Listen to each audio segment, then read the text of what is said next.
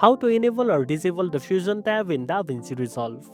First of all, open your DaVinci Resolve project. Look at the bottom of the interface where you see different page icons like Media, Cut, Edit, Fusion, Color, Fairlight, and Deliver.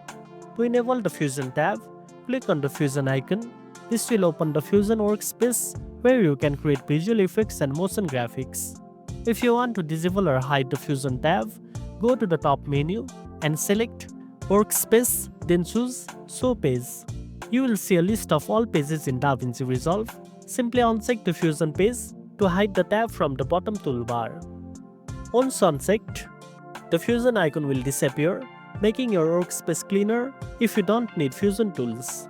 To enable it again, follow the same steps and check the Fusion page to bring it back.